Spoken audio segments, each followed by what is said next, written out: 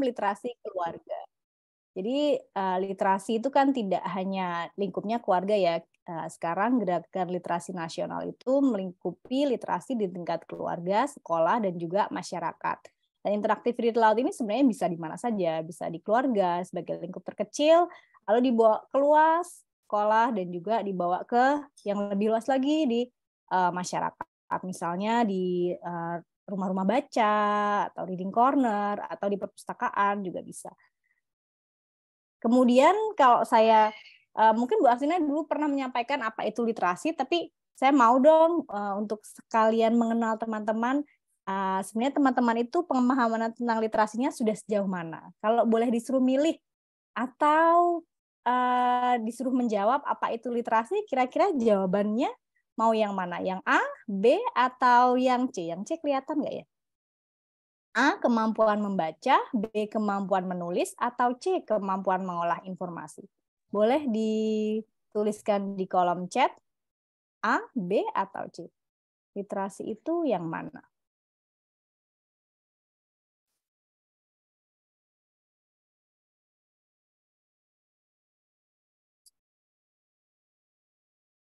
Oke, Mbak Alifa, literasi itu yang C, kemampuan mengolah informasi. Ada lagi yang lain? C. Oke.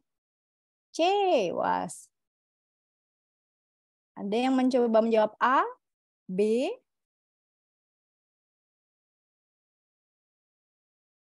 Wah, jawabannya semuanya C.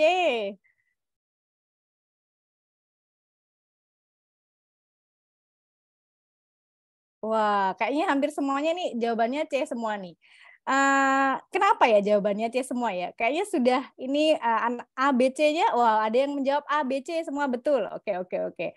Nah, sebenarnya kalau kita melihat makna literasi, kalau dulu mungkin kita paham literasi itu hanya membaca dan menulis, nah sekarang itu maknanya kan sudah meluas ya. Hampir banyak bidang-bidang itu sekarang diselipkan dengan istilah literasi. Literasi digital, literasi finansial, literasi agama, literasi, wah semuanya itu ada literasinya. Berarti literasi itu nggak cuma kecakapan membaca dan menulis saja ya ternyata, bahwa sekarang itu di buku panduan Gerakan Literasi Nasional, literasi itu sudah maknanya meluas. Tadi termasuk kemampuan mengolah informasi juga itu literasi. Jadi sudah kemampuan mencari, memahami, memproses, menganalisis, merespon, memakai, dan membuat. Sampai menciptakan. Artinya kalau kita membuat buku cetak, menulis cerita, kemudian kita membuat berita, itu juga kita melakukan yang disebut dengan literasi. Jadi memang maknanya sudah tidak hanya berhenti di membaca dan menulis titik, tapi maknanya sudah meluas. Kalau kita mengajarkan anak kita hanya berhenti di dia bisa membaca dan menulis, maka itu hanya makna literasi dulu yang sempit itu. Sekarang kan anak-anak itu harus punya kemampuan yang multi literasi. Dia punya kemampuan tidak hanya untuk bisa membaca dan menulis, tapi dia mampu untuk mengolah informasi-informasi yang masuk. Karena kan sekarang dunianya sudah digital ya. Informasinya itu tidak hanya dengar-dengar dari tetangga, tapi informasinya itu sekarang sudah masif sekali. Tiba-tiba muncul berita di grup. Apakah beritanya itu benar? Kalau tidak terliterasi dengan baik, kita jadi tidak tahu apakah berita itu benar atau salah. Kalau kita terliterasi dengan baik, pasti kita menggunakan 5W1H. Menanyai dulu, wah ini sumbernya dari mana? Sudah betul atau tidak? Siapa yang mengirim? Ini konteksnya benar atau tidak? Gimana tadi kita dapatnya? Kita cari-cari tahu dulu ini beritanya, baru setelah ini beritanya oke, kita share mungkin. Tapi kalau beritanya ternyata belum kita cari sumbernya, kalau kita tidak terliterasi dengan baik, bisa jadi kita hanya menerima dan mengiyakan saja semua berita yang masuk di WhatsApp. Seperti yang sering terjadi selama ini ya, terutama kemarin waktu COVID-19 kan banyak berita-berita masuk di HP kita terkait dengan hoax maupun yang tidak hoax. Kalau kita terliterasi dengan baik, pasti kita akan lebih berhati-hati. Karena kita punya kemampuan untuk menganalisis dulu apakah berita ini betul atau tidak. Nah, literasi Indonesia di mata dunia itu seperti ini kondisinya teman-teman. Tadi sudah disampaikan oleh Bu Aftina bahwa kita itu berada di posisi yang paling bawah. Memang betul kenyataannya begitu. Jadi kalau setiap 4 tahun sekali itu PISA itu melakukan program for International Student Assessment. Jadi yang di-assess itu anak-anak usia 9 sampai 12 tahun. Mereka melakukan tes kemampuan literasi dan ditunjukkan bahwa negara kita itu dari tahun ke tahun itu posisinya itu semakin menukik ke bawah, bukan semakin naik. Dan terakhir di tahun 2018 kita berada di posisi 72 dari 78 negara. Jadi hampir di posisi yang paling bawah. Lalu kemudian ada riset lain yang dilakukan oleh The World's Most Literate Nations. Nah, yang dinilai apa? Tidak hanya kemampuan literasinya saja, tapi juga karakteristik kebiasaan literasi. Kebiasaan dia membacanya, kemudian kebiasaan dia menggunakan akses literasi seperti perpustakaan dan lain sebagainya. Itu juga dinilai di situ, dan kita malah justru berada di hampir paling bawah posisi literasi di dunia. Jadi memang Indonesia itu kalau bisa dikatakan begini. Sebenarnya kalau kita masalah buta huruf, kemampuan kita untuk mengkode huruf A, B, C, D, E, F, G sampai Z, itu kita tidak kesulitan. Anak-anak SD usia 7 tahun mereka pasti sudah bisa membaca. Tahu A, tahu B, tahu C, bisa mengeja, bisa membaca kata, bisa membaca kalimat. Tidak ada masalah di negara kita. Karena memang huruf A dibaca A, huruf B dibaca B, huruf C dibaca C. Jadi mudah untuk kita mengeja huruf.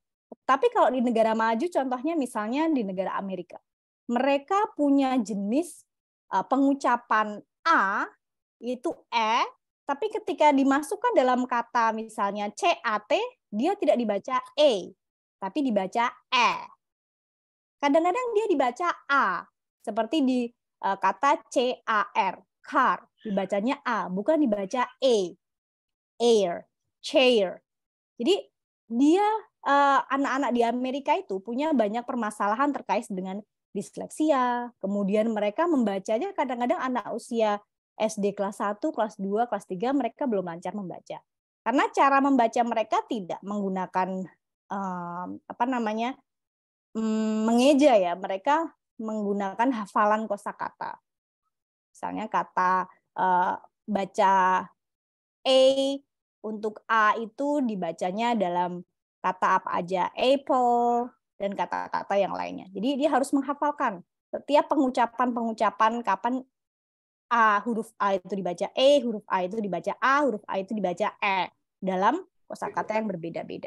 Jadi memang permasalahan kita sebenarnya bukan masalah kita nggak bisa baca, tapi kita itu kadang-kadang belum bisa memahami dengan utuh apa yang kita baca. Kita bisa membaca, tapi kita belum bisa benar-benar memahami dengan utuh apa yang kita bisa baca, apa yang kita baca. Nah, fakta lainnya adalah ya ini membaca itu belum jadi budaya kita. Dan menurut UNESCO, minat baca di negara kita itu 0,01%, yang artinya 1 dari 10.000 warga Indonesia, itu hanya 1 orang mungkin yang suka baca. Saya mungkin bukan termasuk orang yang suka banget baca atau setiap hari meluangkan waktu 10 menit untuk membaca mandiri ya. Saya membaca untuk hiburan saya tuh kayaknya enggak. Tapi untuk membacakan anak saya iya, karena sudah menjadi tuntutan. Mungkin di antara teman-teman yang sehari punya waktu aja untuk membaca 15 menit, itu mungkin juga belum sampai ke sana. Saya baca paling ya baca webtoon, baca untuk anak saya. Ya sudah lumayan lah ya, ada waktu yang kita luangkan untuk membaca. Tapi berapa banyak orang yang ternyata memang belum suka membaca. Kita lebih suka mendengar atau melihat visual. Budayanya berbeda. Kemudian metode yang membaca yang ada mungkin kurang interaktif dan menarik. Bisa jadi. Atau sumber bacaan kita yang kurang. Bisa jadi. Itu masalah di negara kita.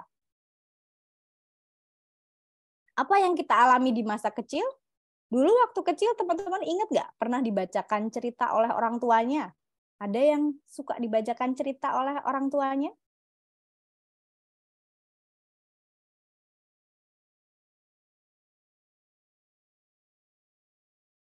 Waktu kecil mungkin dibacakan cerita apa? Bobo, buku-buku masa kecil yang masih diingat apa?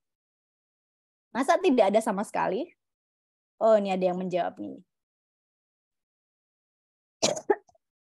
Oh, cerita dongeng Cinderella sebelum tidur. Cerita Nabi, majalah Bobo. Ceritanya dibacakan melalui buku atau didengarkan? Kalau majalah Bobo jelas dia dibacakan ya, pasti ada majalahnya. Tapi kalau yang cerita dongeng Cinderella, terus cerita Nabi itu mendengarkan saja atau dibacakan? Oke, didengarkan.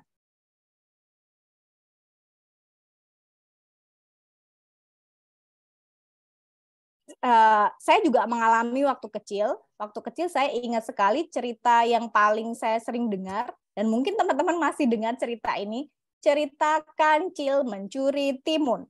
Apakah teman-teman juga masih mengalami cerita yang mendengarkan cerita yang sama dari orang tua teman-teman? Kancil Mencuri Timun atau Kancil Kura-kura. Bebek Ado Sekali. Bebek Ado Sekali itu bukannya lagu ya? Ada ceritanya, Po?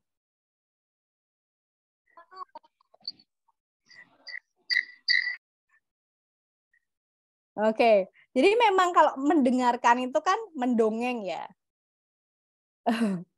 Oke, ibunya Mas Royan nih sering menceritakan tentang Bebek Ado Sekali. Kalau kita mendengarkan itu kan kita tidak dikenalkan dengan teksnya ya. Jadi kita tidak tahu sumber dari ceritanya itu ibu kita tuh ceritanya ngarang apa enggak. Terus kita memvisualisasikan ceritanya dari mana ya?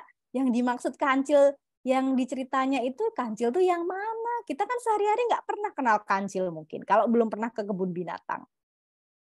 Yang dimaksud dengan timun itu buah yang apa ya? Kok dia mencuri? Mencuri itu kegiatan yang seperti apa? Bebek Ado Sekali, bebek itu siapa ya? Gitu. Mungkin kita yang tinggalnya di kota kan mungkin nggak tahu bebek. Jadi kalau kita menggunakan buku, kita itu tahu apa yang dikenalkan, diceritakan, ada sumbernya. Artinya kita bisa paling tidak kalau buku cerita anak-anak itu kan bisa divisualisasikan di gambar-gambarnya. Jadi anak-anak itu punya kemampuan visual untuk melihat dari gambar-gambarnya, menikmati gambarnya. Kemudian dia mungkin bisa membanding-bandingkan, oh iya, aku pernah melihat binatang itu. Oh, ini tuh yang dimaksud timun. Oh, ini tuh yang dimaksud dengan kancil. Kok dia mirip sama rusa ya? Ibu itu kancil apa rusa? Mungkin dia udah pernah lihat rusa sebelumnya. Lalu kemudian dia melihat apa yang ibu itu baca. Karena ketika orang tua membaca biasanya mungkin dia menunjuk kata-katanya. Kancil. Jadi mungkin dia belum tahu huruf K, A, N, C, I, L, tapi ketika ada tulisan kancil, itu dia tahu bahwa itu kancil.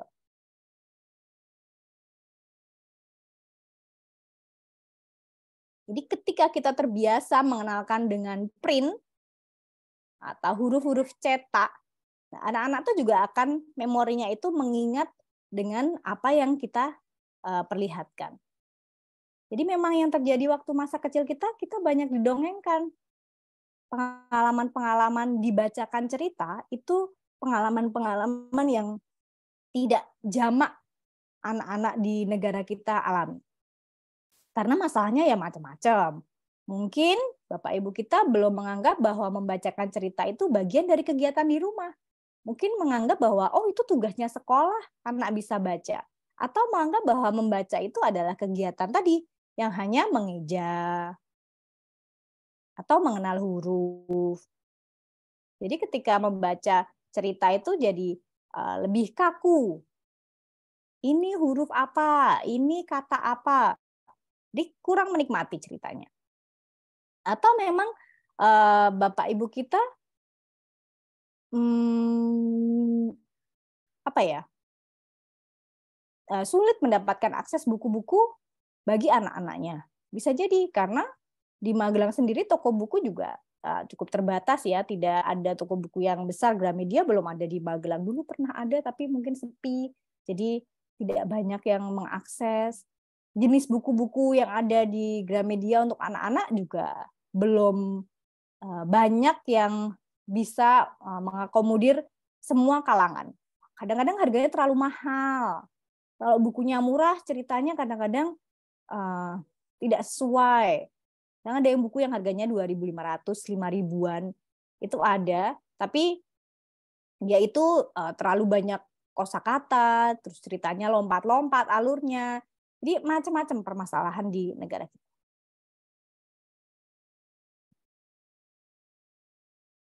Nah, tapi padahal literasi keluarga itu adalah suatu hal yang cukup penting. Karena dari literasi keluarga itu kita bisa menanamkan kebiasaan membaca sejak dini, kita bisa mengenalkan buku-buku, cerita-cerita, kegiatan-kegiatan sosial yang ada di masyarakat kita sejak dini. Apa itu literasi keluarga? Nah, awal mulanya, dulu peneliti bernama Danny Taylor itu dia meliti di keluarga yang memiliki anak yang sukses dalam baca tulis. Lalu dari penelitiannya itu dia menemukan, oh ternyata ketika anak sukses dalam membaca dan menulis di sekolah, ternyata di rumah itu ada peran aktif orang tuanya dalam kegiatan, misalnya bermain kata, membaca nyaring atau read aloud, menunjuk-nunjuk kata, dan juga berkomunikasi dengan menggunakan memo atau note. Wah, ternyata itu yang terjadi pada anak-anak yang sukses membaca dan menulis di sekolah, ternyata di rumahnya ada kegiatan semacam itu. Lalu dari situlah Danny Taylor kemudian mengenalkan istilah literasi keluarga yang digambarkan dari aktivitas yang dilakukan antara orang tua dan anak. Kemudian kegiatan literasi keluarga itu juga digambarkan oleh peneliti lainnya, itu misalnya dengan membaca dan menulis bersama orang tuanya. Atau guided reading and writing. Misalnya kita read aloud, itu termasuk dalam kegiatan guided reading. Kemudian guided writing, misalnya kita menyuruh anak kita untuk membuat lingkaran-lingkaran atau mencoret-coret kertas, sejak kecil, itu adalah bentuk pengenalan dari literasi. Lalu kemudian ketika anak sudah mungkin usia yang matang, dia bisa membaca sendiri, menulis sendiri, itu juga masuk dalam literasi keluarga. Apakah kegiatan literasi hanya untuk anaknya saja? Ya tidak. Anak itu akan meniru apa yang dilakukan oleh orang tuanya. Ketika dia banyak meniru orang tuanya memegang HP, ya dia akan melakukan hal yang sama. Tapi ketika dia melihat orang tuanya banyak melakukan aktivitas-aktivitas literasi, mungkin membaca, atau membaca entah itu menggunakan layar laptop, membaca menggunakan layar HP, membaca menggunakan buku teks, maka yang akan dikenal anak-anak adalah juga kegiatan literasi yang ada di rumah. Makanya sangat penting sekali agar orang tua itu juga melakukan kegiatan literasi di rumah. Karena ketika orang tua memberi contoh, maka anaknya akan dengan mudah mengikuti. Tapi kalau tidak ada contoh sama sekali, sangat wajar kalau anaknya nanti akan protes. Kok saya harus baca? Kok saya harus melakukan itu? Padahal orang tuanya tidak melakukan hal yang sama. Jadi harus ada dukungan dari orang tua atau orang dewasa yang memberi contoh untuk melakukan kegiatan literasi. Termasuk misalnya kalau kita mau meminta anak-anak kita untuk rajin membaca Al-Quran. Ya kalau orang tuanya tidak melakukan itu, gimana caranya dia bisa melakukan itu? Karena tidak ada contoh yang nyata. Kalau dia hanya melakukannya di sekolah, lalu di rumah tidak didukung dengan orang tuanya, dia akan berhenti. Di sekolah, dia membaca rajin, membaca cerita, membaca buku-buku yang ada di sekolah. Di rumah orang tuanya tidak melakukan itu, ya tidak akan didukung. Jadi kegiatan literasi ini untuk anak, kalau orang tuanya tidak mendukung, maka ya dia tidak akan terjadi. Jadi harus ada peran orang tuanya dalam literasi keluarga. Kemudian literasi anak di rumah bisa berupa literasi informal. Informal itu ketika kita memberikan literasi yang fokusnya tidak pada mengenal huruf, kemudian memahami kata, istilah, vocabulary. Nah, kita hanya fokus pada ceritanya aja. Fokus pada tokoh dalam cerita misalnya, fokus pada bagian-bagian cerita, gambar-gambar yang ada di dalam cerita, ending ceritanya. Kita menikmati semua itu dan berdiskusi tentang ceritanya, maka itu disebut dengan literasi informal. Tapi kalau literasi formal, itu kita fokus pada hurufnya. Jadi printed words-nya. Jadi misalnya ada kosakata kancil, ini namanya kancil. kosakata kancil, KANCIL. Atau kita menunjuk-nunjuk huruf, mana huruf K, mana huruf A, ditunjuk, mana huruf N, ditunjuk, mana huruf C, ditunjuk, mana huruf I, ditunjuk, mana huruf L, ditunjuk. Atau kalau dia menulis literasi informal, misalnya dia hanya diminta untuk free writing, menulis secara mandiri. Atau menggambarkan cerita tadi yang sudah dibaca. Menggambarkan salah satu tokohnya, atau menggambarkan binatang tadi yang ada dalam cerita, boleh. Tapi kalau literasi formal, ya dia akan mengajarkan untuk menulis huruf-huruf yang tadi mungkin ditemukan dalam buku yang dibacanya. Atau mungkin dia disuruh menebalkan huruf, terus kemudian mengcopy huruf, mengcopy kata, atau dia disuruh untuk mengartikan kata. Nah, itu adalah literasi formal. Fokusnya hanya pada kosakata atau huruf-huruf yang ada di dalam buku. Nah, ini. Jadi kalau didefinisikan literasi keluarga itu segala aktivitas yang berkaitan dengan membaca dan menulis yang dilakukan secara aktif partisipatif oleh orang tua dan atau orang penting lainnya yang berada di rumah. Jadi kalau dulu waktu si Danny Taylor itu melakukan penelitian kan masih orang tua ya konteksnya. Tapi penelitian itu semakin berkembang dan ternyata yang melakukan kegiatan literasi di rumah itu tidak hanya orang tua. Kadang-kadang kan di rumahnya dia tidak selalu bersama orang tuanya. Kadang-kadang dengan pengasuhnya, dengan neneknya, dengan omnya, dengan tantenya, dengan kakaknya mungkin yang lebih dewasa.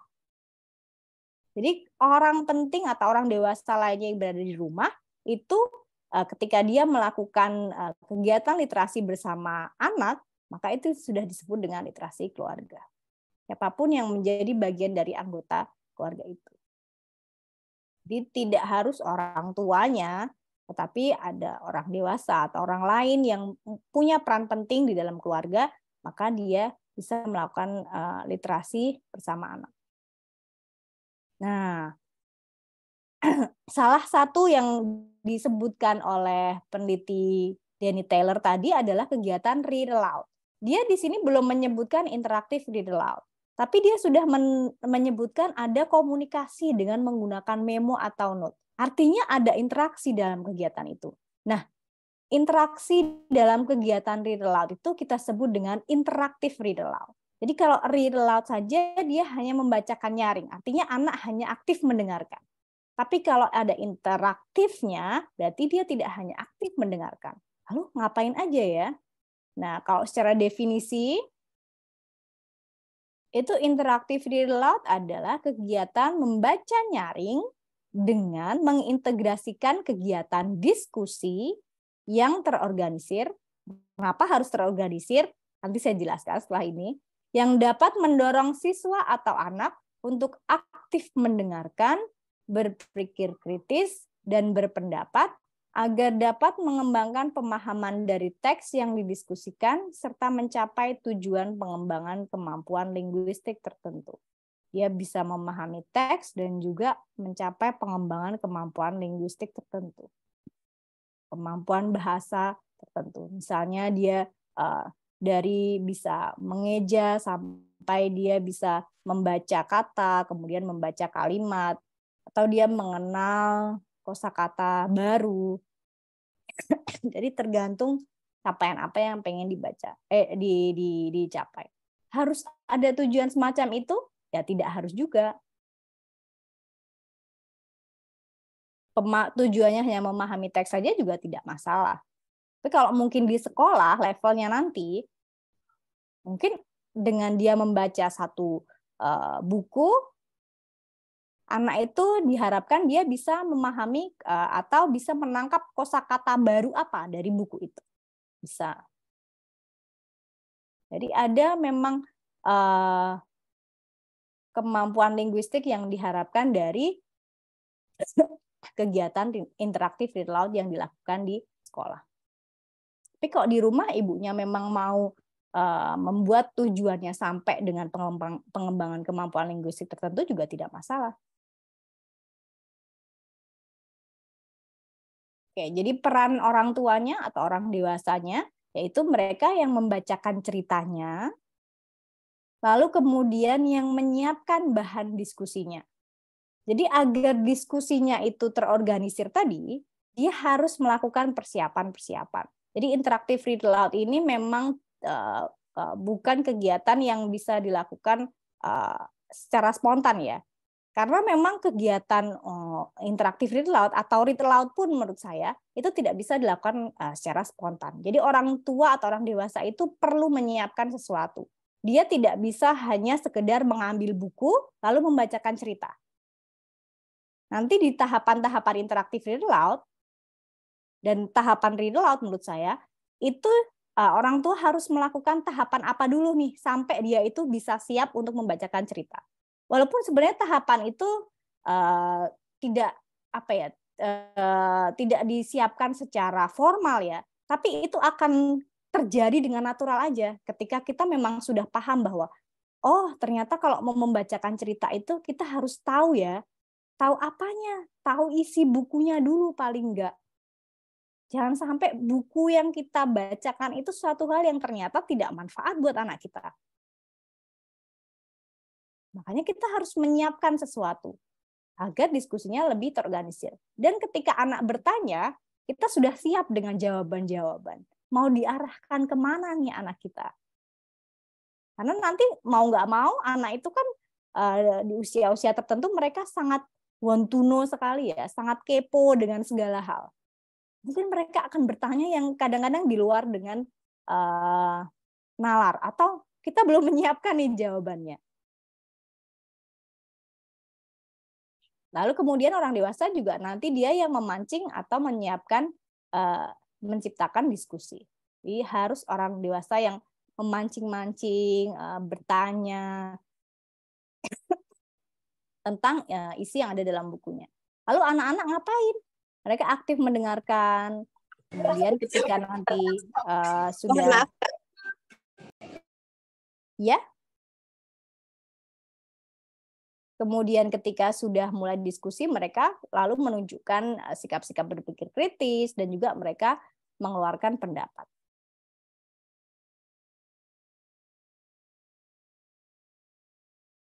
Nah, inilah kenapa interaktif read aloud itu perlu dijadikan sebagai bagian dari kebiasaan di negara kita. Agar anak-anak itu memang punya kemampuan untuk berpikir kritis. Karena kalau misalnya kita biarkan anak-anak kita tidak mengenal buku dan kita tidak ajarkan mereka untuk terbiasa berpikir kritis, tidak dipacu dengan pertanyaan-pertanyaan, maka mereka juga akan terbiasa untuk menerima saja segala hal. Jadi akan terbiasa untuk malu-malu bertanya, akan terbiasa untuk ragu-ragu bertanya, akan terbiasa untuk bingung mau tanya apa. Karena memang dia tidak terbiasa dipancing untuk melakukan itu. Sedangkan ketika di negara-negara maju, kita melihat anak-anaknya mereka begitu percaya diri ketika di sekolah, karena memang di rumahnya mereka terbiasa untuk dipancing melakukan pendapat, mengeluarkan pendapat. Mereka terbiasa dipancing untuk berpikir kritis, jadi mereka terbiasa untuk bertanya. Dan mereka akan percaya diri ketika di sekolah.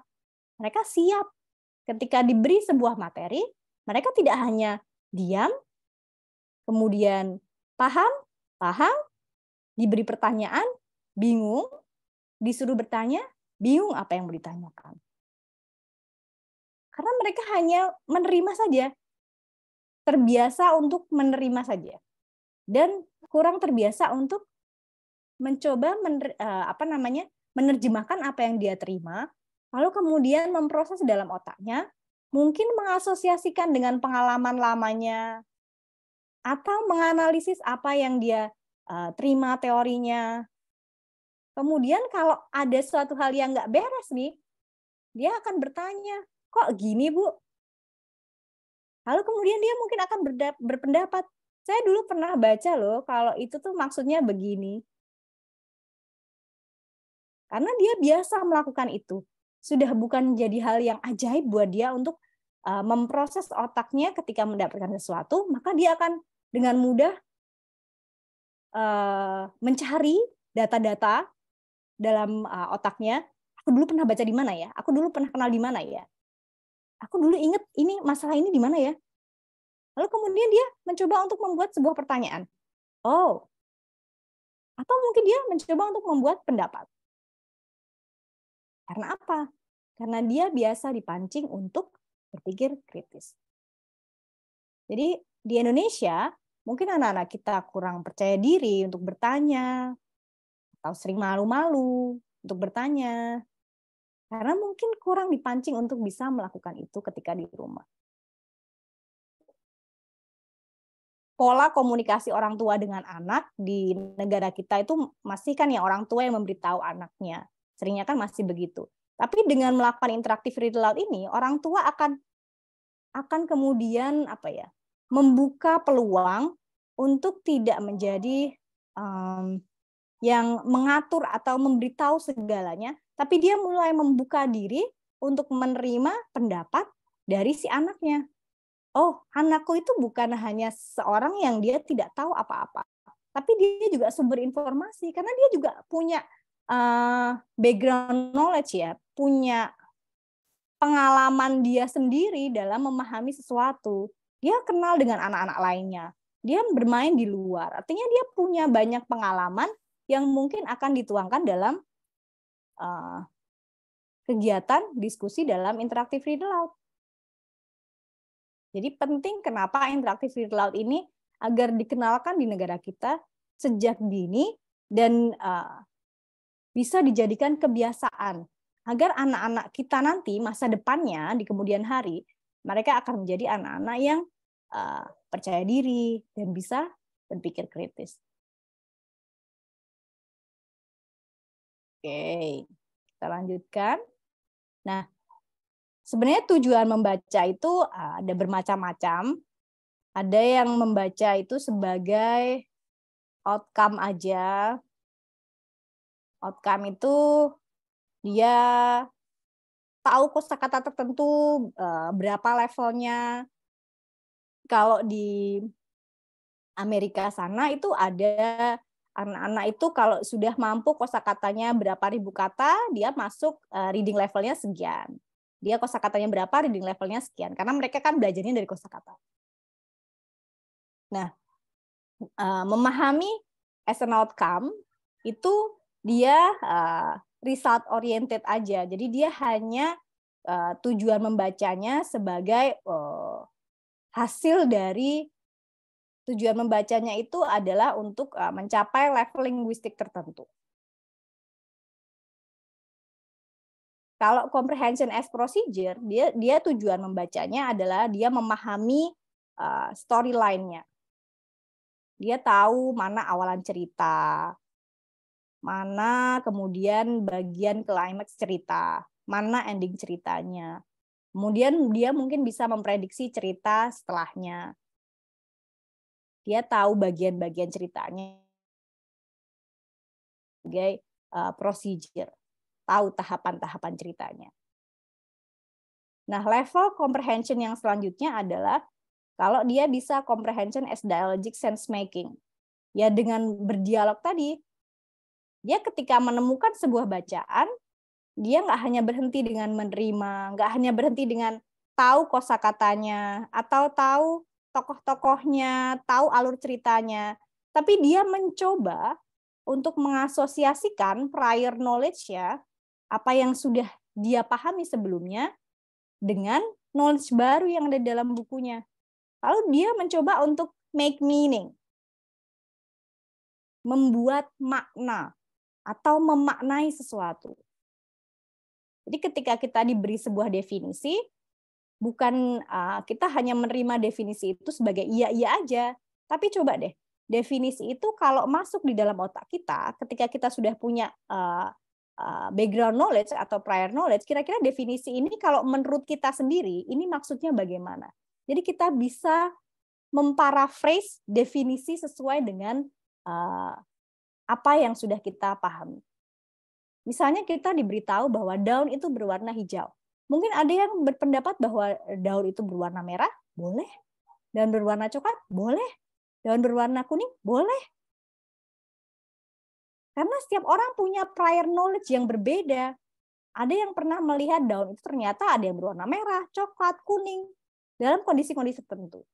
Jadi ketika dia diberitahu bahwa daun itu berwarna hijau, dia tidak hanya, oh iya, siap, semua daun itu berwarna hijau. Tapi dia kemudian akan menggunakan prior knowledge-nya dia untuk berpikir, enggak Bu, di rumah saya daunnya ada yang warnanya merah. Bu guru yang baik apakah boleh mengatakan, kamu salah, daun itu hanya warnanya hijau. Enggak kan? Tentu kita harus melihat background knowledge-nya apa dia mengatakan bahwa daun itu berwarna merah.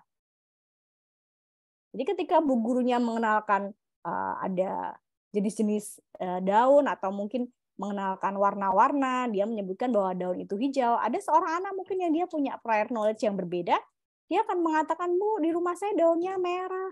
Karena mungkin orang tuanya punya tanaman hias, daunnya warnanya merah. Lalu kemudian dia ditanya sama, mungkin bu gurunya menjelaskan tentang kandungan warna hijau itu karena daun itu punya klorofil. Ditanya sama anaknya, Bu, kok daun warna merah ada klorofilnya enggak? Kira-kira sebagai guru, apakah kita siap dengan pertanyaan-pertanyaan itu?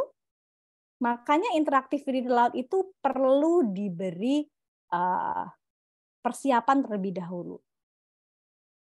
Agar ketika kita menghadapi pertanyaan-pertanyaan yang tidak terduga dari anak-anak, kita bisa mengarahkan jawaban-jawaban agar sesuai dengan apa yang diharapkan.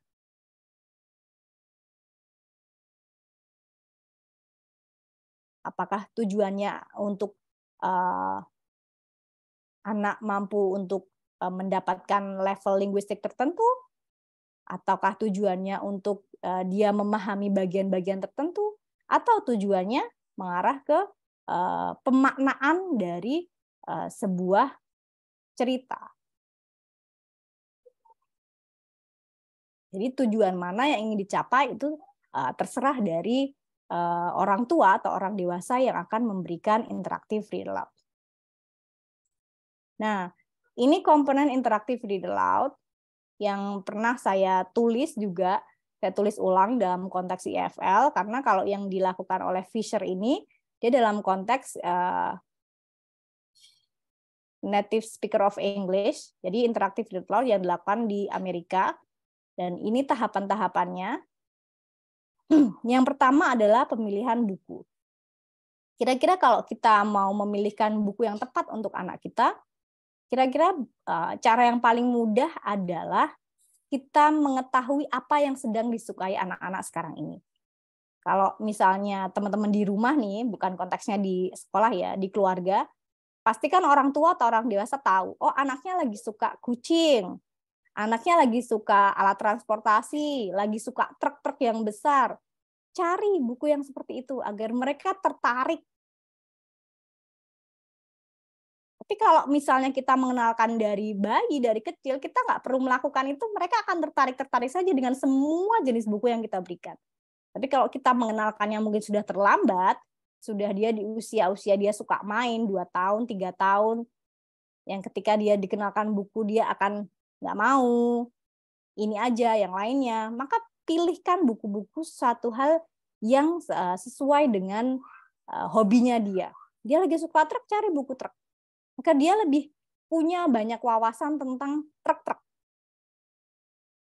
Mungkin tadinya ekskavator aja bukunya, lalu kemudian dipilihin buku yang tentang backhoe, kemudian mungkin dipilihkan buku tentang tangki, kemudian buku yang tentang dump truck.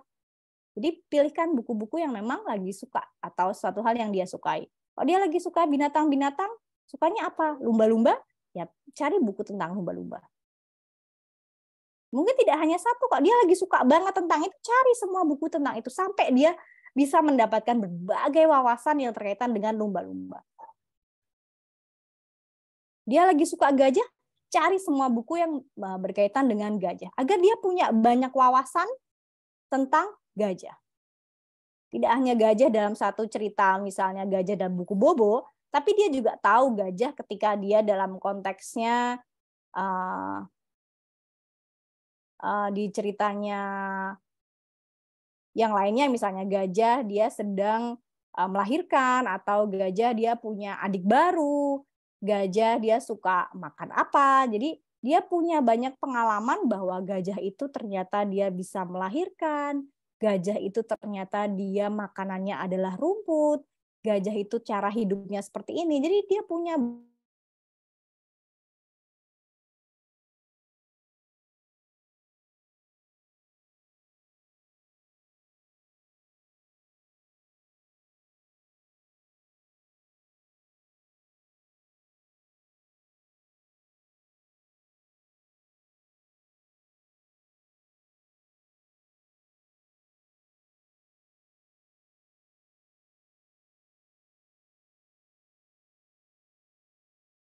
tidak memilih buku dengan baik, maka anak-anak juga tidak akan tertarik dengan apa yang kita baca. Kemudian setelah memilih buku kita ngapain? Kita persiapan, latihan membaca berulang.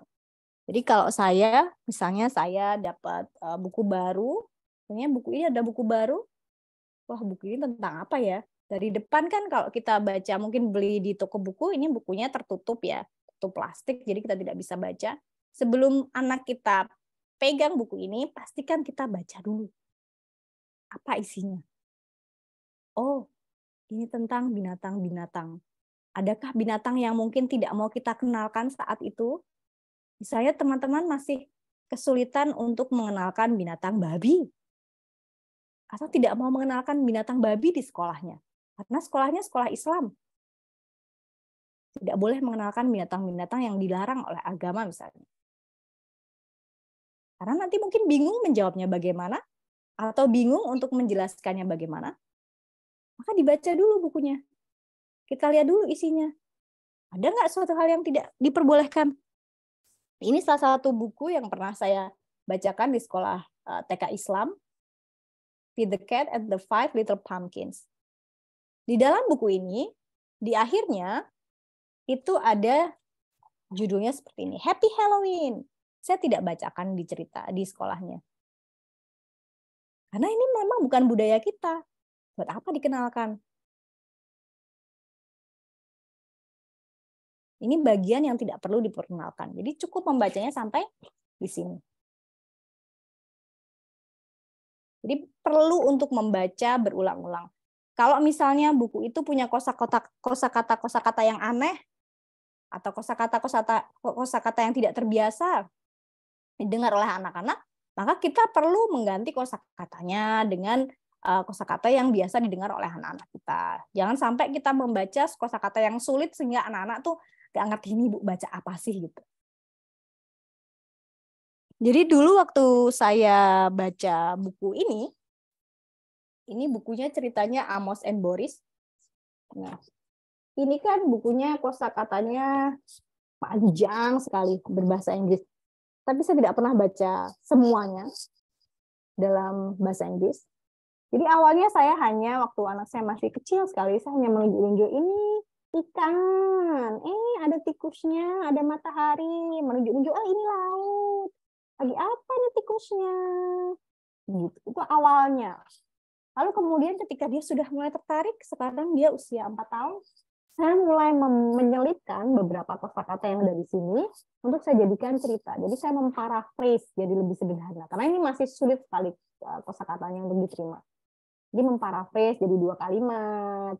Wah, Amos, si tikus kecil hidup di pinggir laut. Dia suka sekali laut. Ada beberapa kosakata yang tidak saya pilih untuk dikenalkan. Lalu mungkin nanti ketika anak saya sudah dewasa, saya akan membacakan ceritanya secara keseluruhan. Dan mungkin dia pada saat itu akan menikmatinya. Kalau sekarang saya baca semuanya, dia mungkin tidak akan menikmatinya. Jadi kadang satu buku ini bisa dibaca untuk usia yang berbeda-beda. Tergantung bagaimana kita mau mengemasnya. Boleh toh Bu, kalau kita baca buku itu tidak sesuai dengan level kemampuan membaca, boleh-boleh saja. Kita orang tua yang tahu mau bagaimana kita mengenalkan buku-buku itu. Kalau anaknya sampai usia 4 tahun dia masih suka buku-buku seperti ini, ya tidak masalah.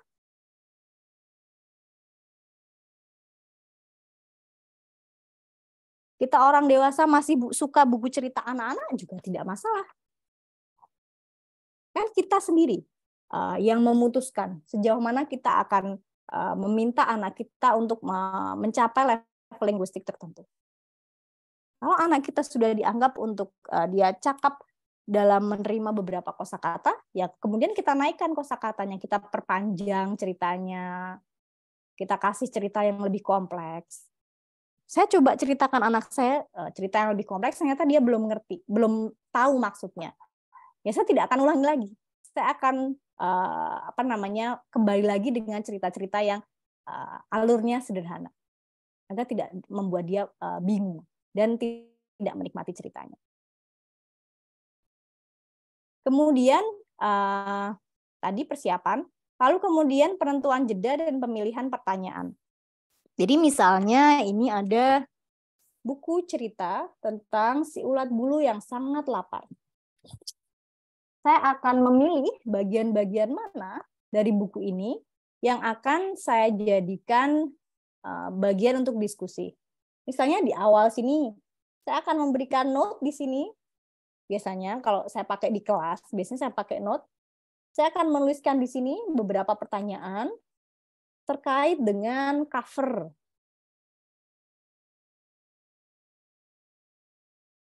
Misalnya, teman-teman ada yang takut ulat bulu? Ada yang suka ulat bulu? Ada yang pernah lihat ulat bulu? Ulat bulu itu ngeri enggak? Ulat bulu itu menakutkan enggak? Ulat bulu itu bisa menggigit tidak? Ulat bulu itu hidupnya di mana?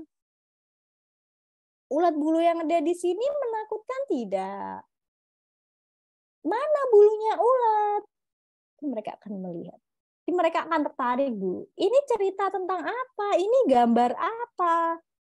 Kira-kira ini ceritanya nanti tentang apa ya? Jadi memilih jeda-jeda yang akan kita pakai untuk diskusi. Lalu mungkin di bagian sini saya akan bertanya. Pertanyaannya bisa inside atau outside of the text. Pertanyaan inside of the text itu adalah pertanyaan yang jawabannya itu ada di dalam buku. Misalnya pertanyaannya adalah, berapa jumlah jeruknya? 1, 2, 3, 4, 5. Itu adalah pertanyaan inside of the text.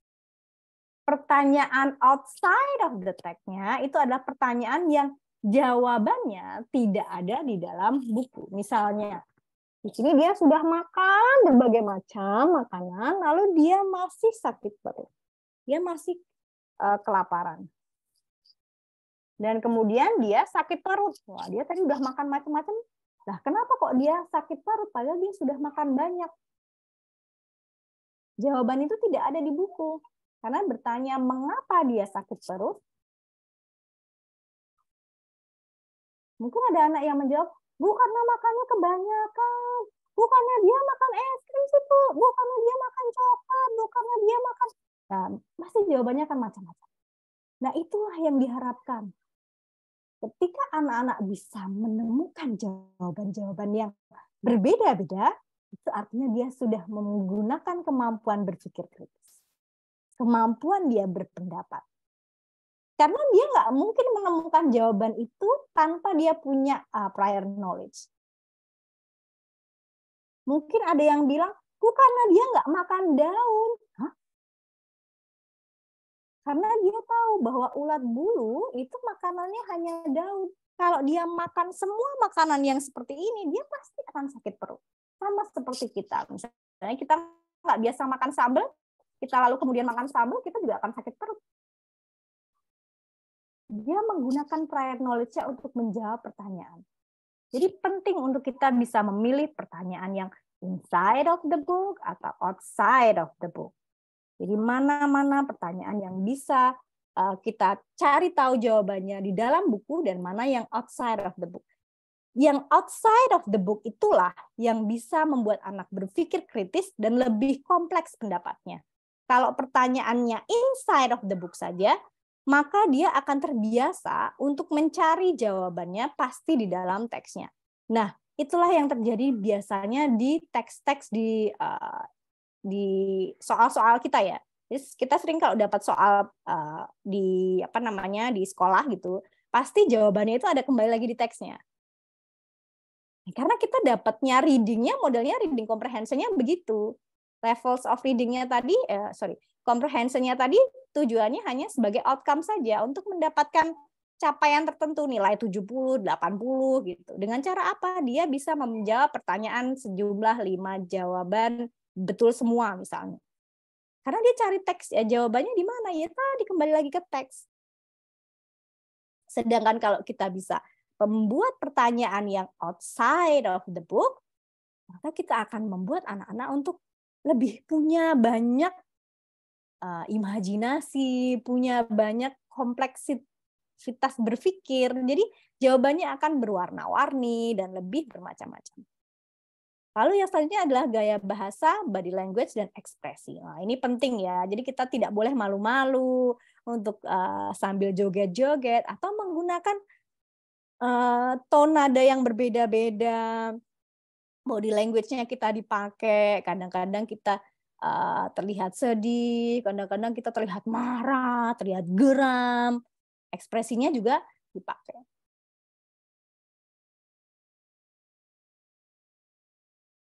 Kemudian tindak lanjutnya adalah membaca dan menulis mandiri atau aktivitas lainnya. Bisa kita minta anak itu untuk mengamati ulat bulu yang ada di sekitarnya, atau mengambil ulat bulu, kemudian memasukkan dalam toples, dan menunggu apakah dia akan berubah jadi kupu-kupu atau tidak. Jadi banyak kegiatan tindak lanjut yang bisa dilakukan. Kalau pada levelnya dia sudah mampu untuk membaca dan menulis mandiri, maka itu bisa diarahkan untuk ke sana. Jadi tujuan akhir dari interactivity laut itu adalah anak bisa membaca dan menulis secara mandiri. Jadi dia menjadi independent reader and writer. Nah, saya sudah sampai di ujung. Kenapa harus baca? Karena buku itu tidak hanya sebagai jendela dunia, tapi buku itu bisa jadi cermin dan juga sliding glass door. Buku sebagai cermin, kita bisa melihat diri kita, melihat suatu hal yang sama persis yang kita alami. Oh iya, aku pernah mengalami. Jadi dia punya prior knowledge yang sama. Oh, ini sesuai dengan aku. Oh, aku juga pernah sesedih ini. Oh, aku juga pernah diginiin sama temanku. Jadi kita merasa ada diri kita dalam cerita yang kita baca. Oh iya, orangnya mirip sama aku pakai kerudung. Jadi kita percaya diri. Kalau kita nggak pernah melihat diri kita dalam cerita, ya kita nggak pernah tahu siapa kita sebenarnya. Kalau kita memberikan cerita-cerita yang, oh ada gambaran diri kita dalam cerita itu, maka anak-anak akan lebih percaya diri. Mungkin anak-anak lagi latihan untuk pakai kerudung, lalu diberi banyak cerita, buku cerita yang tentang anaknya berkerudung, dia akan lebih percaya diri, oh ada anak berkerudung sama dengan aku. Kemudian buku sebagai jendela, tentu kita sudah tahu semuanya ya. Buku itu memberikan dunia luar yang nyata maupun imajinatif, yang familiar maupun aneh. Yang nyata itu ya fakta-fakta kejadian yang ada di alam, imajinatif ya suatu hal yang nggak masuk akal itu ternyata juga ada, cerita-cerita dongeng misalnya, atau cerita-cerita fabel. Kemudian yang familiar itu artinya yang biasa terjadi di lingkungan kita maupun yang aneh-aneh. Ya seperti dunia imajinatif itu kan pasti lebih aneh dan tidak biasa terjadi di dunia kita. Kemudian buku itu bisa juga dijadikan sliding glass door, pintu kaca yang terbuka. Artinya pembaca itu bisa masuk ke dalam cerita, lalu suatu ketika dia menemukan peristiwa yang sama, dia akan melakukan apa yang pernah dilakukan oleh tokoh yang ada dalam bukunya. Misalnya dia pernah melihat ada seorang anak membantu nenek menyeberang di jalan, suatu ketika dia di jalan, melihat nenek-nenek akan menyeberang jalan, dia akan melakukan hal yang sama. Karena dia membuka itu tadi, sliding glass door. Buku yang pernah dia baca sebelumnya membantu dia membuka pintu kaca dan melakukan satu hal yang sama. Jadi ajaran-ajaran kebaikan yang ada di buku itu bisa diterapkan dalam kehidupan sehari-hari. Sebagai penutup, apa yang bisa kita lakukan sebagai ibu, orang tua, atau ayah, orang dewasa, pendidik untuk membantu anak-anak agar suka membaca? Yuk, kita bacakan anak-anak kita minimal 15 menit, nggak cuma di rumah, kalau misalnya di sekolah pun bisa. Di sekolah-sekolah di negara maju mereka juga melakukan ini. Ajak mereka berdiskusi, hargai respon mereka, dan perkuat pengetahuan mereka. Itu dari saya, maaf saya agak molor 8 menit Bu Aftina. Tidak masalah. Bagus sekali Bu Sandi, materinya sangat menginspirasi. Saya pengen interaktif read aloud, tapi waktunya udah lewat. Jadi saya nggak bisa interaktif read aloud. Oke, mungkin ke depan kita bisa pelatihan yang khusus, ada prakteknya. Oh Oke, iya, karena boleh. pertemuan hari ini sebagai perkenalan, oh ternyata ada ya yang namanya interactive read aloud. Ternyata membaca itu ada tekniknya, ada tujuan-tujuannya. Itu yang saya sendiri baru tahu hari ini semacam itu. Jadi makasih banyak ya Bu Sandi. Oke, nah sekarang sudah waktunya kita tanya jawab. Saya akan memberi kesempatan bagi 3 mahasiswa untuk open mic dan menyampaikan pertanyaan. Mungkin dari paparan Bu Sandi tadi ada hal yang menggelitik bagi kalian. Apakah ada hal yang relate dengan hidup kalian atau permasalahan kalian? Silahkan. Ada teman-teman?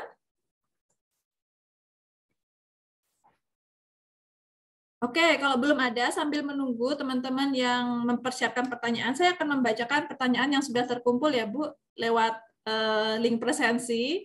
Oke. Ada beberapa pertanyaan yang menarik, tapi banyak sekali mayoritas itu yang bertanya tentang cara. Bagaimana cara menumbuhkan minat baca, menumbuhkan semangat membaca. Semacam itu. Banyak sekali pertanyaan yang seperti itu, Bu Sandi. Bagaimana dari Bu Sandi? Tadi kayaknya sudah semua rangkumannya adalah seperti itu ya. Jadi itu masalah kita bersama memang. Menumbuhkan minat baca itu jadi masalah. Karena gini, ketika kita memberi treatment, misalnya kita kalau ada apa ya, cara sederhananya gini, kenapa menumbuhkan minat baca itu sulit? Karena memang treatmentnya itu tidak bisa terlihat otomatis gitu loh. Kecuali kalau kita misalnya mau memberi treatment gimana cara menumbuhkan tanaman jagung agar dia berbuah lebat. Kan kita kasih misalnya dia pupuk apa-apa langsung kelihatan gitu bentuknya. Sedangkan kalau kita mau menumbuhkan minat baca, itu tuh treatmentnya nggak bisa cuma sekali kita membacakan lalu dia akan langsung suka membaca tuh nggak bisa gitu. Apalagi setiap anak itu punya preferensi bacaan yang berbeda-beda, kemudian anak itu punya tingkah laku yang berbeda-beda, belum lagi konteks keluarganya yang akan kompleks sekali. Yang bisa kita lakukan sebagai orang dewasa adalah kita konsisten melakukannya. Jadi setiap hari itu tidak boleh putus. Kalau kita sekali saja putus, maka anak itu akan tahu, oh ibu kemarin putus sekali nggak bacain cerita. Kecuali kalau kita kasih alasan, sorry nak, ibu sekarang nggak bisa bacain cerita karena sedang sakit. Atau hari ini kelas kita nggak ada membaca dulu ya, karena kita akan ada. Jadi kita beri alasan-alasan yang kuat agar anak itu tidak meremehkan kegiatan membaca.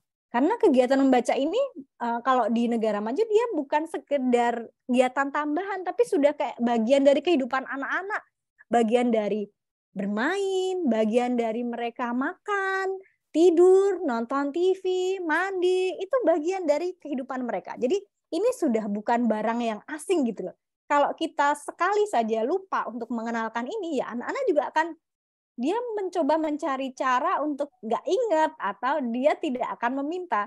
Tapi kalau kita konsisten untuk melakukannya setiap hari, mungkin awalnya hanya kenalan dengan covernya dulu. Cari itu tadi, dia harus kalau sudah terlambat ya, kita harus mengenalkan dengan suatu hal yang memang dia sukai. Kalau dia sukanya binatang-binatang ya kenalkan dengan binatang. Kalau dia sukanya dengan apa namanya? Alat transportasi ya kenalkan buku-buku alat transportasi. Kalau dia sukanya dengan makanan, kenalkan buku-buku dengan makanan. Kalau dia sukanya cerita Nabi, kenalkan dengan buku-buku Nabi, kan banyak sekali. Jadi harus diperkenalkan suatu hal yang familiar, yang dia kenal sehari-hari. Kenal-kenalnya mungkin kita cuma ngobrolin aja nih covernya, lalu kita coba buka bukunya. Oh, kok sudah menarik ya bukunya ya.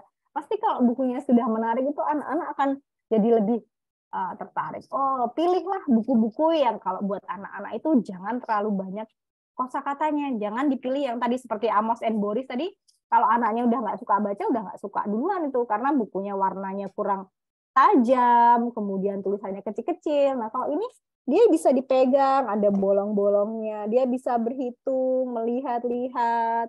Jadi pasti kalau buku yang ini anak-anak nggak suka baca buku aja, dia pasti mau buka-buka sendiri gitu loh, mau tertarik untuk membaca. Padahal buku ini bukan buku cerita, buku ini buku sains, cerita tentang metamorfosis kupu dari ulat, dari telur sampai dia menjadi kupu-kupu. Ini buku sains, jadi bukan buku cerita imajinatif, tapi dikemas dengan cerita yang agak sedikit aneh. Oke, berarti intinya perlu konsistensi ya, Bu ya? Iya.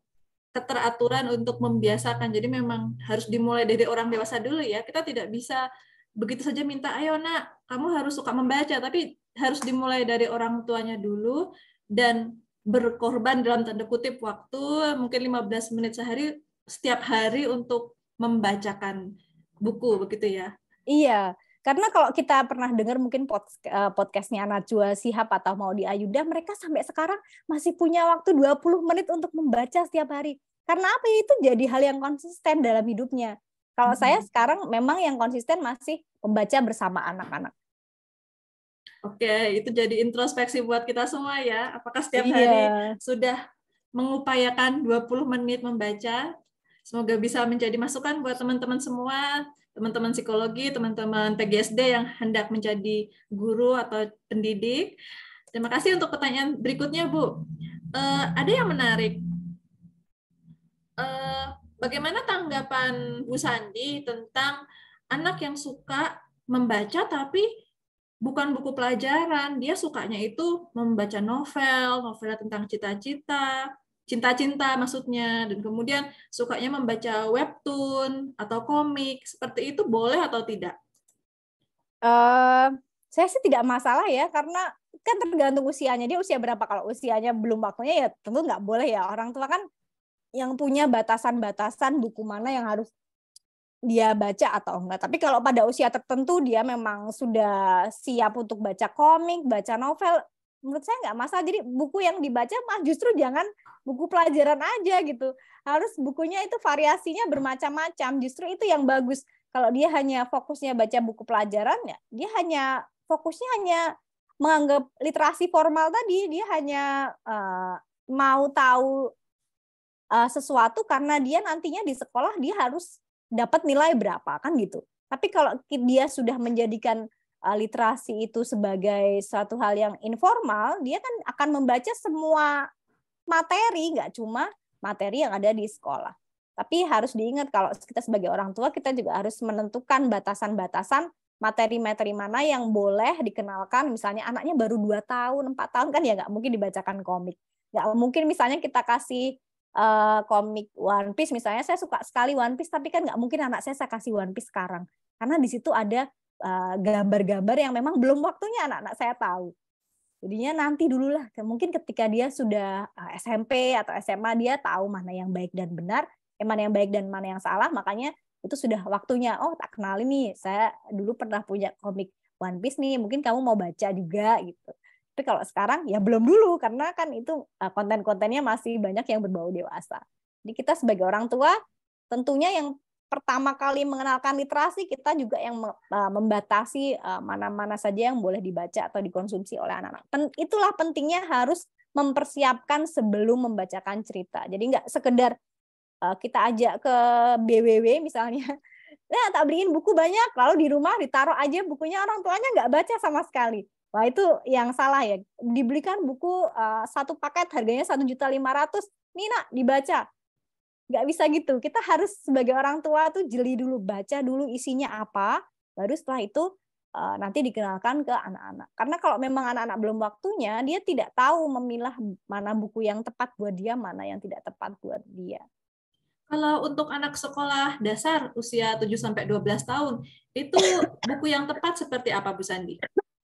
Nah, itu tadi Bu Astina, uniknya adalah level of reading di negara kita itu tidak ada ya. Jadi kita tidak punya buku tuh, misalnya kalau di negara maju, misalnya di negara Amerika, dia itu ada usianya. Jadi ada batasan usianya. Dan biasanya itu yang dijadikan patokan, kita mau bacakan buku dengan kosakata berapa gitu, karena sesuai dengan usianya dia. Nah, kalau di negara kita itu yang unik begitu. Belum ada buku-buku yang punya level linguistiknya berapa kosakata yang harus diperoleh di anak usia sekian dan sekian, itu masih belum ada. Terus kemudian buku itu ini usianya cocoknya untuk anak usia berapa sampai berapa, itu juga belum ada. Mungkin komik aja yang udah ada, dia usianya 12 plus gitu, komik itu ada. Tapi kalau buku-buku cerita, saya belum pernah menemukan ini bukunya boleh dibaca oleh usia berapa gitu, belum pernah ada. Dan menurut saya tergantung apa yang mau kita kenalkan ke anak-anak kita sih, Bu Aftina. Karena sebenarnya buku, misalnya buku ini kan sebenarnya buku kosakatanya sederhana sekali ya. Tapi kalau anak SD belum pernah mau kenalan dengan kosakata bahasa Inggris yang sederhana, mungkin buku ini juga cocok buat mereka. Nggak bisa dipungkiri. Walaupun mungkin ini levelnya di sini dia adalah usianya 4 tahun, 4 sampai 5 tahun. Tapi kalau di negara kita, oh ini ternyata anak-anak usia SD dia level membacanya untuk bahasa Inggris, mungkin dia kenalan kosakatanya yang segini-segini aja, ya nggak apa-apa dikenalkan. Karena tergantung kita tujuannya mau membacakan buku itu untuk apa. Kalau kita mau mengenalkan cerita-cerita yang kompleks juga tidak masalah. Karena saya pernah mengalami anak usia SD kelas 1 dulu di salah satu sekolah di Amerika itu, dia sudah dikenalkan dengan cerita The Odyssey. Padahal itu novel yang orang dewasa. Tapi dia tidak dikenalkannya dengan cara dia diminta untuk membaca novel The Odyssey. Jadi The Odyssey itu ada, kalau di Amerika itu misalnya buku cerita yang agak usianya untuk young adult, itu biasanya dia ada dalam bentuk cerita anak-anak, ada dalam bentuk cerita novel, ada versi-versinya gitu. Nah, itu yang dikenalkan ke anak-anak adalah yang versinya anak-anak. Dan anak-anak diajak main drama dengan konteksnya adalah di Odyssey. Padahal Odyssey itu kompleks, cara berpikirnya sudah kompleks sekali, tapi mereka sudah dikenalkan dengan itu. Jadi nggak masalah sih mau jenis buku apa yang dikenalkan, yang penting apa tujuan dari kita mengenalkan cerita itu kepada anak-anak. Oke, minggu lalu saya dan teman-teman di PGH sempat melakukan studi kasus tentang minat baca. Lalu ada satu kasus di mana anak itu tidak suka membaca karena bosan, karena terlalu banyak kata-katanya dan tidak ada gambarnya. Pandangan Bu Sandi bagaimana? Apakah itu bisa menjadi satu faktor yang menyebabkan anak itu nggak suka membaca? Menurut saya iya. Kayak yang saya bilang tadi, kalau kita memilihkan buku yang terlalu banyak, apalagi kita mengenalkan awalnya saja, sudah mengenalkan yang buku yang seperti ini. Misalnya anaknya tuh belum suka dengan buku ya, tapi kita dikenalkan dengan buku ini, pasti dia nggak mau. Tapi karena anak saya usianya 4 tahun dan dia sudah terbiasa kenalan dengan buku, dia nggak masalah dengan buku ini. Karena saya parafrasekan bukunya, lalu kemudian saya ceritakan kembali dengan cara saya sendiri.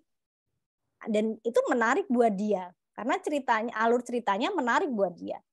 Tapi kalau anaknya belum kenalan buku sama sekali, lalu dia diberikan cerita-cerita seperti ini, ya dia sudah, itu apa? Kenapa semuanya isinya hanya kata-kata?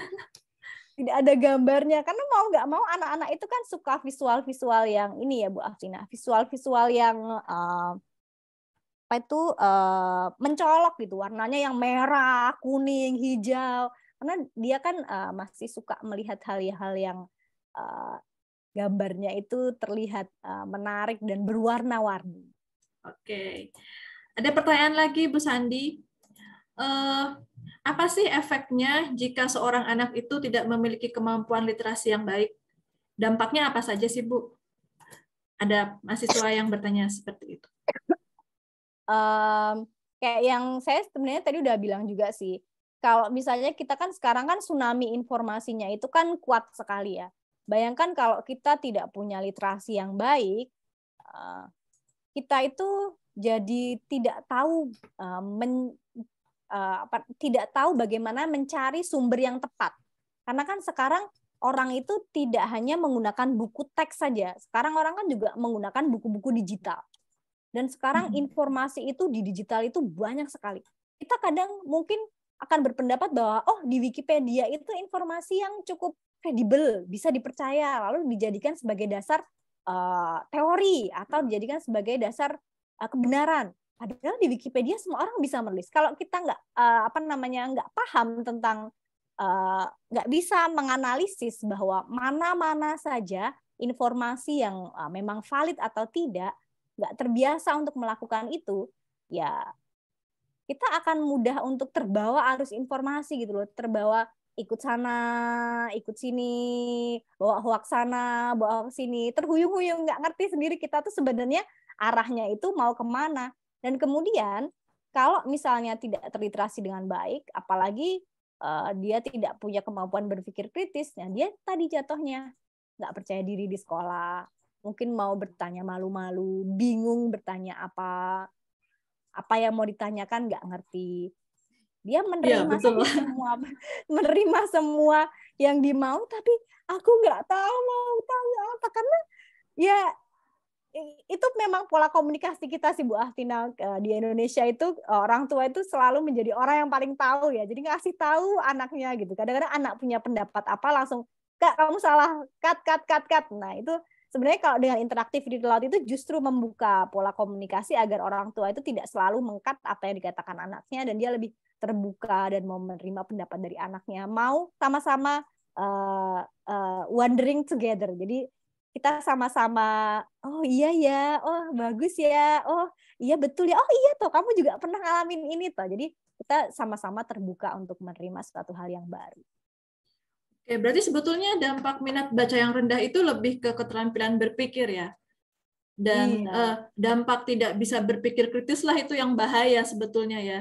Di era banyak sekali informasi berseliweran, benar salahnya sulit dipastikan kadang-kala ya. Iya betul sekali Bu Aftina. Kalau kita nggak biasa pakai 5W1H-nya kan jadi semuanya aja akan diterima. Tapi kalau tadi anak terbiasa berpendapat, berpikir kritis, dia kan otomatis tuh ketika mendapatkan sebuah teori, mendapatkan informasi, dia pasti nggak cuma sekedar menerima, langsung akan menggunakan prior knowledge-nya, mengasosiasikan, lalu kemudian, oh ya, ini satu hal yang benar, ini satu hal yang salah. Dia bisa make meaning. Oke, ada pertanyaan lagi Bu Sandi. Saingan buku itu kan sekarang HP, Bu. Waduh, iya. Untuk game, YouTube, semacam itu. Dan yang membuat anak nggak suka membaca buku itu salah satu faktornya adalah kegemarannya untuk main HP.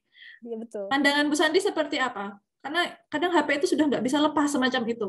Sulit sekali bagi orang tua untuk mengontrol. Ada kasus-kasus yang semacam itu. Itu suatu hal yang sering sekali ditanyakan kalau saya lagi ini yang cerita begini, atau di penelitian saya yang lalu juga begitu. HP itu selalu jadi faktor utama yang membuat orang tua tuh jadi, anakku sudah kecanduan HP Bu, aku udah nggak tahu gimana. Percaya atau tidak percaya, kecanduan HP itu adalah yang menentukan orang tuanya sendiri. Kalau orang tuanya memang dari awal dia konsisten tidak mengenalkan, ya anaknya tidak akan kenal. Dan kalau orang tuanya memberi contoh, ya anaknya akan meniru. Dan memang kita sebagai orang tua yang punya kendali itu. Kalau dia sudah kita kenalkan, kita konsisten mengenalkannya, ya dia akan konsisten kenal dengan itu. Sama ketika dengan membaca, kita konsisten mengenalkannya, ya dia akan kenalan dengan itu. Kalau dia sudah kenal dengan HP, ya dia akan konsisten kenal dengan HP. Karena buat anak itu kenal dengan HP itu suatu hal yang mudah Bu Aftina. Kita kenalkan sekali aja, dia misalnya kenalkan awalnya nih, anak saya nih contohnya nih Bu Aftina, kenalkan dengan HP, misalnya dia pertamanya cuma buka fotonya aja nih, lihat galeri nih, wah itu cepat sekali, dia bisa sampai pencet play audio sendiri sekarang, bisa pencet play video sendiri. Lalu kemudian kalau dia dikenalkan dengan YouTube, wah apalagi itu, dia punya banyak pilihan yang ditonton. Dulu pernah saya sampai kita harus beradu argumen. Ya sampai nangis ya harus, kalau memang itu sudah kita sadar, oh ini udah mulai salah nih. Dia sudah mulai tahu kapan ibunya bisa diminta HP-nya, Kapan kira-kira waktunya, wah ini waktunya aku minta HP nih, Bu, lagi sibuk nih. Aku pokoknya mau ngeyel aja lah minta HP, nangis, teriak-teriak, dan gimana caranya, pokoknya aku harus dapat HP itu. Itulah yang dilakukan anak-anak. Karena memang dia tahu, oh kalau pada waktu seperti ini tuh ibuku pasti akan memberikan. Dan kalau kita konsisten memberikan, ya dia akan minta di waktu-waktu itu. Dan mungkin dia akan meminta dengan, bahkan bukan di waktu yang sama. Mungkin dia di waktu ibu kita nggak lagi ngapa-ngapain, ibunya juga akan minta. Ya, Bu, saya pinjam HP-nya karena mungkin ibunya udah, ayo udahlah daripada aku ribut dengan anakku, ya udah tak kasihkan aja. Lama-lama anaknya akan memonopoli HP-nya, akan memonopoli waktunya dia menggunakan HP.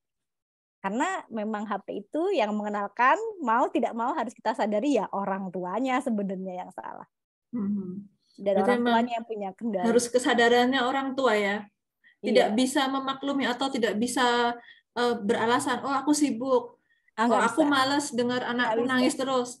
Nggak Memang bisa. orang tua harus tegas juga pada dirinya sendiri ya. Iya, kita harus konsisten pada diri. Dan saya juga masih belajar ya, harus konsisten pada diri saya sendiri. Kalau ini memang belum waktunya. Karena mudah sekali Bu Aftina. Nanti mereka kenal HP itu akan mudah sekali belajar. HP itu tidak sulit.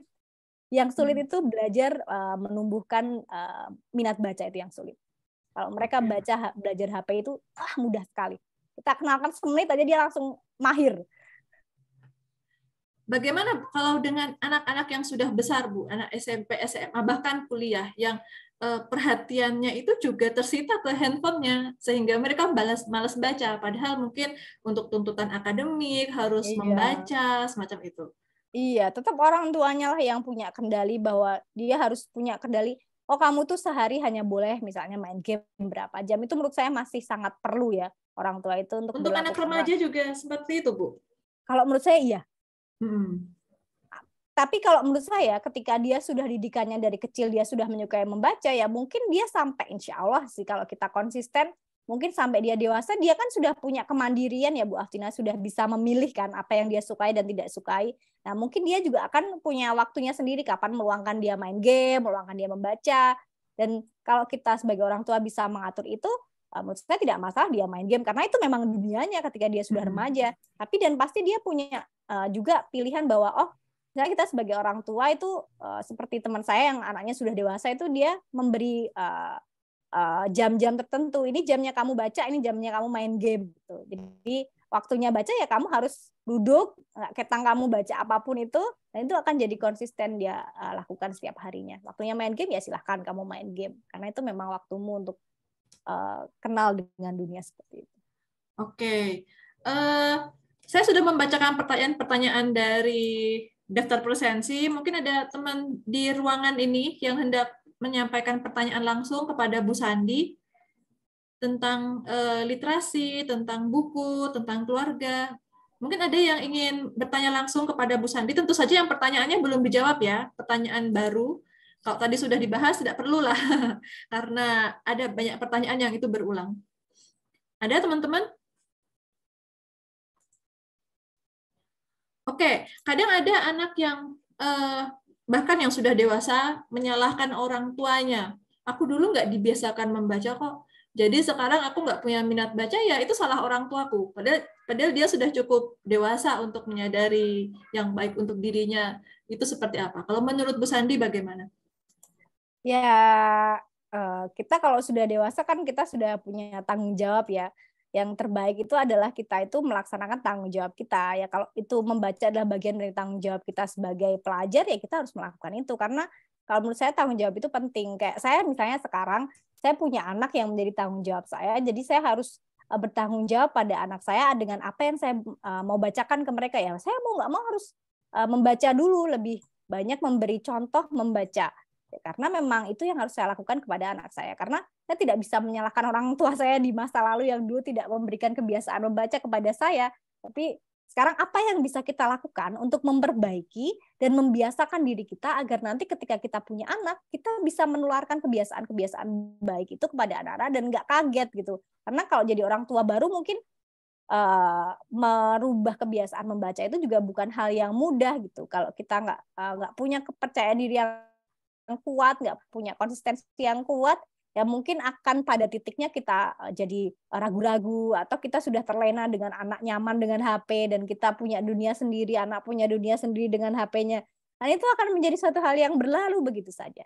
Tapi kalau kita sudah punya prinsip yang kuat bahwa oh ini suatu hal yang penting untuk menyelamatkan generasi masa depan kita, mulai dari sekarang kita sama-sama bertanggung jawab untuk memperbaiki generasi ke depan agar lebih baik. Oke, berarti bertanggung jawab itu juga yang paling penting dimulai dari diri sendiri ya. Iya. Misalkan Tentunya, kita besok akan menjadi orang tua, kalau mau anak-anak kita gemar membaca ya harus dimulai dari diri kita. Termasuk juga mungkin kita yang besok akan menjadi guru, kalau mau anak murid, anak didik kita gemar membaca ya harus dimulai dari diri kita, semacam itu. Iya kan, kita harus engarso sung tulodo ya Bu Afina. Oh ya, betul, Tuturi Handayani. Oke, itu prinsip pendidikan semacam itu. Iya. Terima kasih Bu Sandi, waktu kita sudah menunjukkan pukul 14.33, sudah di penghujung kuliah umum ini Bu. Mungkin ada closing statement atau kesimpulan yang menyemangati kita agar bisa menjadi bagian dari gerakan literasi Bu. Apa ya teman-teman, saya sih berharap bahwa teman-teman kan sekarang punya pendidikan yang lebih baik, kehidupan yang lebih baik dari mungkin orang tua teman-teman di masa lalu atau orang tua saya di masa lalu. Jadi yuk kita pakai kesempatan kita yang punya pendidikan yang lebih baik, dan insya Allah nanti pekerjaan yang lebih baik, keluarga yang lebih baik. Kita pakai kesempatan itu untuk mendidik anak-anak kita agar suka membaca, agar bisa menyelamatkan mereka menjadi generasi yang lebih baik ya. Jadi kita belajar dari masa lalu kita, kemudian sekarang posisi kita jauh lebih baik daripada orang tua kita, punya kesempatan pendidikan yang luar biasa daripada orang tua kita. Kita harus pakai kesempatan ini, ayo dipakai bersama-sama, kita pertanggungjawabkan ini agar nanti kita bisa menciptakan generasi-generasi pembaca, generasi-generasi yang terliterasi dengan baik, agar negara kita juga punya anak-anak yang terliterasi dengan baik. Oke, terima kasih Bu Fadila Sandi atas materinya yang menginspirasi dan membuka mata kita tentang dunia literasi. Semoga ini bisa menjadi awal ya, bukan akhir bagi teman-teman, menjadi awal bagi setiap dari kalian untuk tertarik pada buku, mulai tahu oh sadar ternyata membaca itu penting ya. Memang susah, memang awalnya mungkin berat, awalnya membosankan, tetapi ini sesuatu yang berharga, karena kalau di agama kita sendiri, ya Bu Sandi ya, di Islam sendiri perintah pertama yang diberikan pada kita adalah iqra, membaca. Makanya orang Islam itu harus justru yang apa ya, yang unggul dalam membaca, Iya, betul sekali. dalam hal menciptakan buku-buku yang bagus, macam itu. Oke. Oh, mungkin terakhir, Bu. Di Magelang ada Gramedia loh, Bu. Masih ada Gramedianya. Oh ya, di mana? Di Gardena, Bu. Oh iya, saya nggak pernah ke Gardena soalnya. Saya terakhir tuh tahunya di Artos itu loh, Bu Afina. Sekarang pindah ke Gardena ya? Sudah lama di Gardena. Oh, yang di bawah pojok itu ya? Iya, betul. Oh iya. Tapi Sorry. memang bukunya memang tidak selengkap Gramedia di Jogja, tapi adalah semacam itu. Oh iya betul. Dan kok di Magelang toko buku itu ada toko buku Jendela, ya kan? Jendela, ada tapi memang cuma sedikit sekali ya. Iya, cuma betul. 3 berarti di Magelang. Iya, dan buku-bukunya terbatas juga ya. Iya, betul. Dan sebetulnya dengan internet justru membuka banyak kesempatan untuk membeli buku, karena toko buku kan sekarang banyak yang digital. Oh iya. Penerbit banyak sekali. Iya, bisa beli di Shopee. Iya, cuma memang buku untuk anak yang sulit ya, karena memang banyak buku-buku yang terlalu banyak kata-katanya untuk anak level tertentu yang mungkin belum punya minat membaca, itu menjadi sesuatu yang akan malah membosankan semacam itu. Iya, betul Bu Afina. Oke, terima kasih buat Bu Sandi sekali lagi. Semoga yang kita bahas hari ini bermanfaat buat teman-teman semua. Jangan lupa yang belum presensi, silahkan presensi. Masih boleh mengajukan pertanyaan. Nanti pertanyaan-pertanyaan yang belum terjawab akan saya kumpulkan.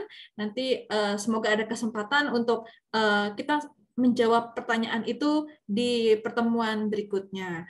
Mohon maaf jika selama kuliah umum ini ada kekurangan, tapi saya berharap lebih banyak manfaatnya ketimbang kekurangannya.